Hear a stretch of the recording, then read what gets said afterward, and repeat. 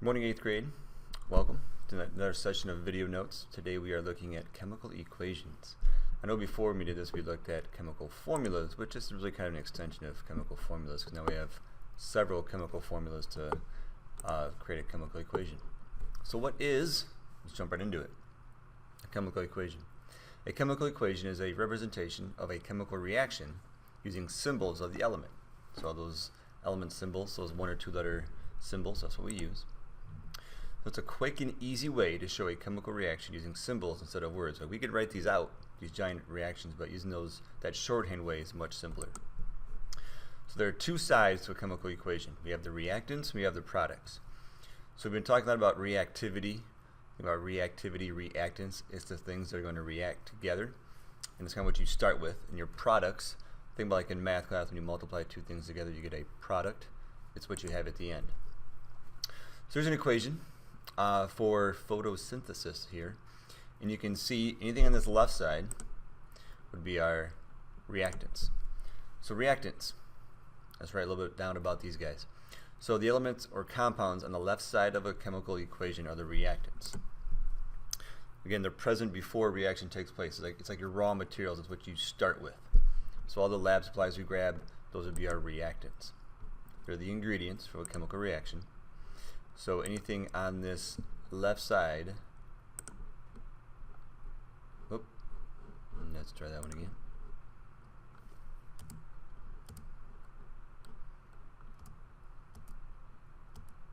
Are going to be our reactants.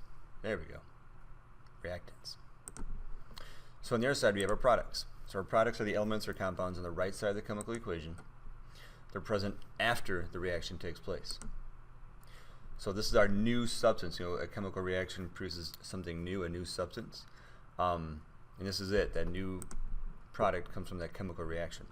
So this is going to be on the right side of our chemical equation. So the wrap strategy, we're going to think about where these different parts are. So reactants, the R in wrap, the arrows in the middle, and the P products are on the right side. What do you think about it? So there again, there's our reactants, there's an arrow. The arrow means a reaction is happening. Anytime we see this arrow, that means a chemical reaction is taking place. And so on the other side here we have our products.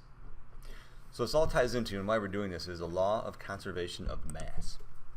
So this says that matter cannot be created or destroyed.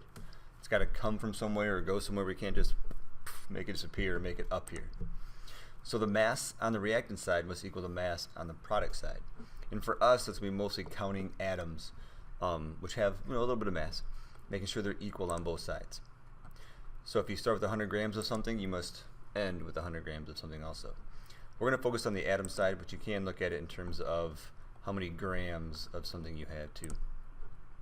So to make this law work, we kind of balance these equations out to make sure that they are following this law. So chemical equations must be balanced in order to follow the law of conservation of mass. That's how they exist. So find the number of atoms on each side of each element on the reactant side. Next step is to find the number of atoms of each element on the product side. So we're counting atoms on one side, then counting atoms on the other side, and making sure the types and the amounts are the same. Biggest thing. So if the number of atoms on each side on the reactants and the product side are the same, it's balanced. So if the number of atoms on each side of the elements are not the same, then the equation is unbalanced. So let's do an example. So here's our reactants, here's our products, and we'll a lot of times draw a line right here where this arrow is, where that reaction is taking place, kind of the before and the after, and draw that line kind of right down the middle. And so we're going to figure out our different types of elements, so different types of atoms here for each type. So we look at N. We have 4N. Remember, it's 4 times 1. There's no subscript there. H is 16, so it's 4 times 4 would be 16. O is 15, so 5 times 3 would be 15. So that's my total. Each one of these totals, when I come to my right side, it's got to be the same on this side over here too. So on our product side right now we have 4, because again 4 times 1 there would be 4. H is 12. There's 2 atoms in this molecule and there's 6 of them, so 6 times 2 is 12. And right now we have 10 oxygen. So the way we do that is there's 4 times 1 is 4, plus 6 times 1 is 6. So 6 plus 4 gives me a total of 10.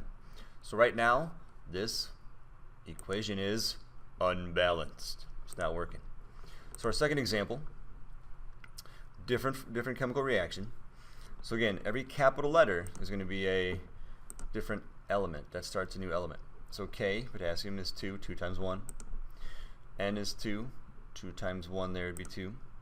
Oxygen is 9, because 2 times 3 is 6, plus our O3, so that's going to give us our 9.